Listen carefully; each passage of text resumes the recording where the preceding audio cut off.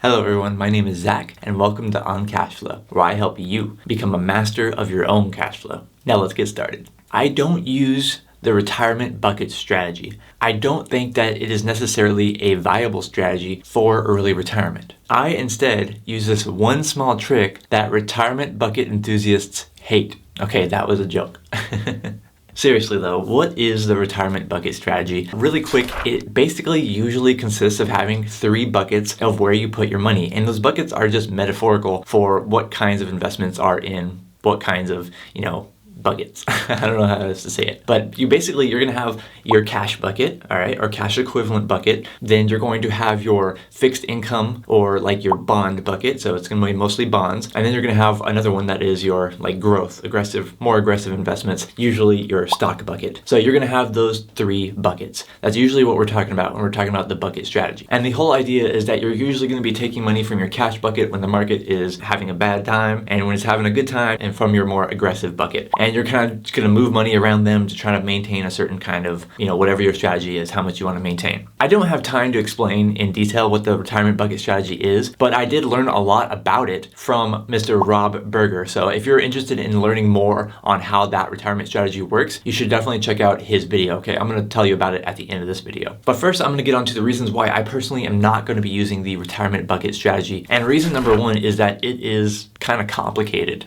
I think it overcomplicates things a lot. First off, you have your 3 buckets, but then you also are going to have multiple different kinds of accounts. You're going to have your IRA, your 401k, your Roth IRA, or maybe you have an HSA, regular taxable account. And then you have to balance not only where your investments are located within those accounts, but how to calculate each, bucket and how much you have in each bucket. So I think it actually overcomplicates things. And there's lots of rules in when you're going to transfer money from this bucket to that bucket and vice versa. And so I think that it can really, jumble you up there, and it's going to take a lot more time to maintain how much you're going to have in each bucket. And I think it's also unnecessary and actually kind of counterproductive. Reason number 2 has to do with bucket number 1, and that is that cash bucket. Because mostly when you're talking about the retirement bucket strategy, I believe that it usually includes way too much cash. So I've heard anywhere from 2 to 5 years of living expenses in pure cash to be in bucket number 1. And I personally think that's way too much cash to have. It's very counterproductive because you're going to be losing so much money of that cash, so much value to inflation. You're going to have lots of opportunity cost where that money could have been invested. It could have been earning you money above the inflation rate. So I think it's just very unnecessary to have so much cash, especially 2 to 5 years of living expenses. If you instead had that money invested, let's say you just had it in your stock bucket, you have a 69% chance every single year of your money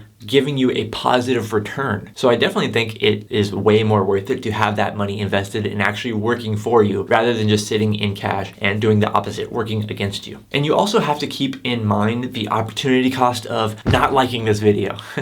If you're like this video so far, please make sure you like it, give it a thumbs up. It would really help me out and I would really appreciate that, especially if you're enjoying the video. But let's get back into it with reason number 3. And reason number 3 is, I already mentioned it.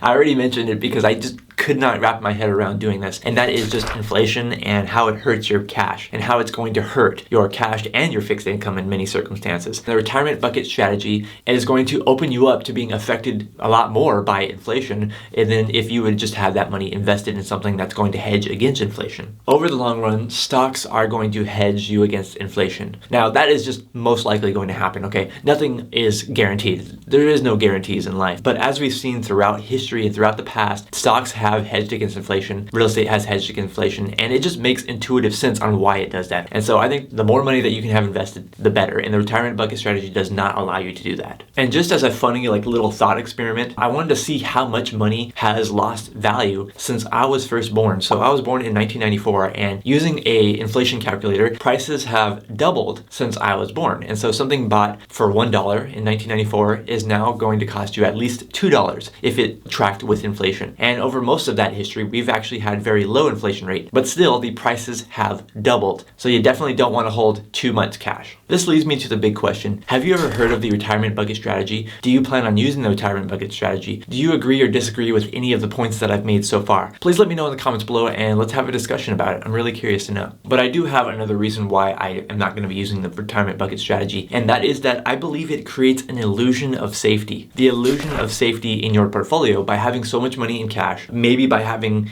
a large amount in bonds or fixed income as well, and having very little in stocks. I think this creates an illusion of safety because there's going to be less volatility. However, it does come with all of those other risks that I mentioned before. The risk is then shifted into losing purchasing power, into losing opportunity cost of what that money could have been had it been invested. And the illusion of safety here that's presented by the retirement bucket strategy, I think it focuses too much on the buckets, having this amount of money in cash, this amount of money in bonds, this amount of money in stocks, and loses the focus when it comes to asset allocation. Because this kind of is a silly way of saying where you have your money allocated. What is your asset allocation? I think that should be the focus, not necessarily the retirement bucket strategy. I don't think you should be thinking in this many years of cash, this many years of bonds, this many years of stocks. I think instead you should be thinking of percentages of your overall portfolio, of your overall investments, in terms of what percentage is going to be allocated to cash, what percentage is going to be allocated to bonds or fixed income, and what percentage is going to be allocated to stocks or real estate. I think that asset allocation is much more powerful and much more useful when you're building your retirement strategy. So here's what I do instead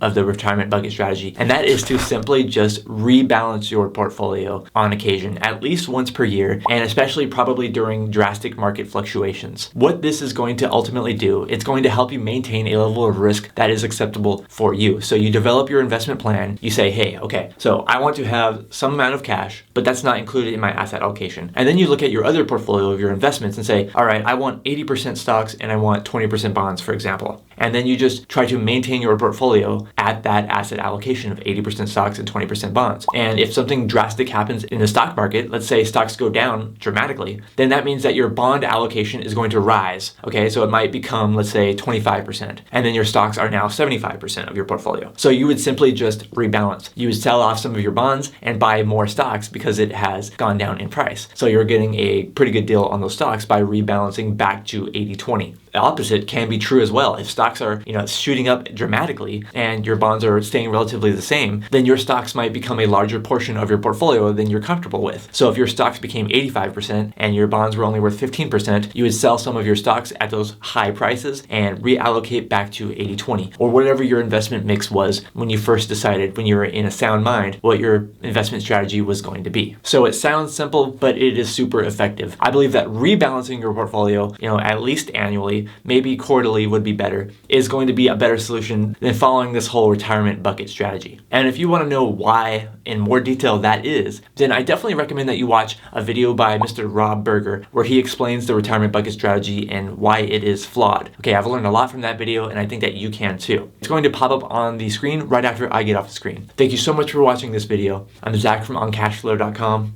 and I hope to see you next time.